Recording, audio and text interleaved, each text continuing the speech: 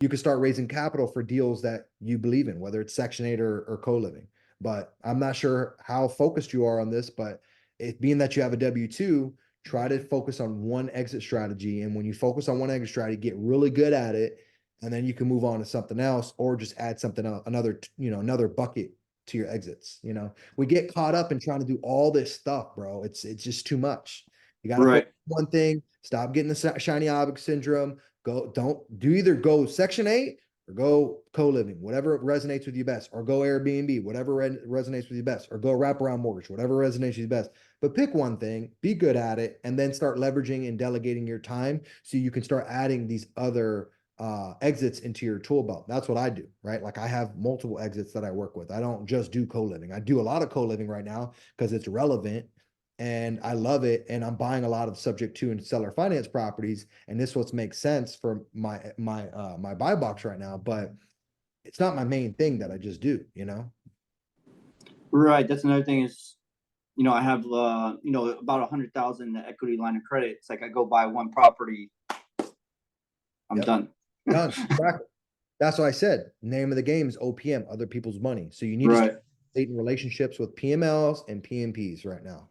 I have guys Yeah. right now. This is like I got guys right now. They're like they've been following me. They see that I'm a real person. I'm doing real deals in real time, and they're investing into me. They're saying, "Hey, look, man, I'll bring capital to the table, and you be the operator. You have the skill set, you have the systems and processes in place. You already know what to do, and I'm going to deploy you, right? So you can." Ask yourself, what skill set can you bring to the table, whether it's sweat equity or a partnership.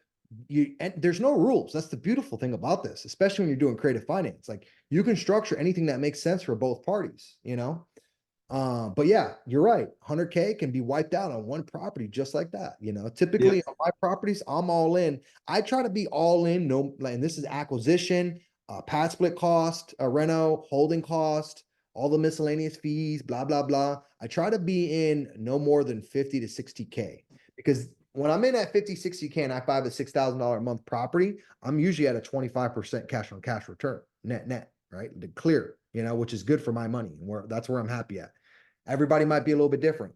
Gita might be happy with 20% cash on cash or 18% cash on cash. I know for me, my target is 25 to 32% cash on cash. If I'm in that range, then I'm good to go. So, but I'm in the same boat, by the way. I'm in the same boat on a couple of my properties. 3, 4 of them. I did cash out refinances on all of them. I pulled about 80 to $100,000 out on all of them. This is back when money was super cheap and I could just do a cash out with a bank. Now money's gotten so expensive and they're ready for cycle number 2 of cash out refinance. This is what I love about real estate. Like they're money farms, right?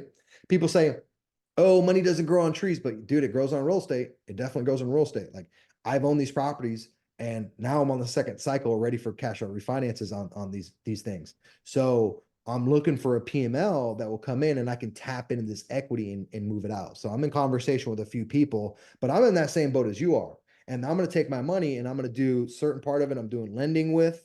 And then another portion of the money I'm investing my money into some other buy and holds and stuff like that. So that's how I'm segmenting my money. But you're absolutely right. I can spend 50, 100K and snap of a finger. So, but Right. yeah, just do one thing, brother. And how's the pad split there? You said someone earlier, I think might have said there's a place you could go on their site to see where they have the highest occupancy at. You can go on their pad split resources under resources if you go to padsplit.com, if you go under the resource tab, it will show you under resources, you can put in a specific zip code. It will show you how many upcoming listings there are, meaning like hosts that have listed their property, but they're not active yet because they're probably in the construction phase, but they just put a couple photos on. It will also show you what your competition is and what the average price per room in that zip code is. So if you go to padsplit.com, you go under the resource tab will show you all that stuff. It's pretty cool. It's a pretty cool tool. It's pretty cool tool.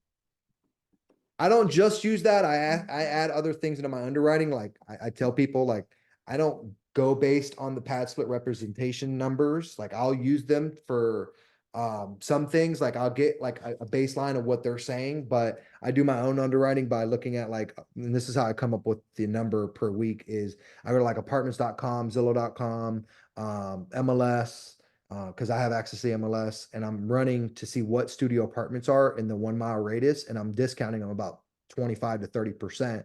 And that's how I come up with my weekly room rates. You see what I'm saying? And then for whatever market I'm going into, I look at like how many listings are in that market. So my newest property that I'm doing right now in Palm Coast, there's 0 listings in that market. My Jacksonville market that I'm in Jacksonville, there's over 1,000 listings in that market, right? So I want to look at the level of saturation and demand in that market. That's super important to me, and that should be important to you guys when you're doing your underwriting. But I'll do it based on like I'll get pad split statistics and get what their minds are seeing and their eyeballs are seeing metric wise on their platform. But then I'm also doing my own analysis as well and Okay. validating. So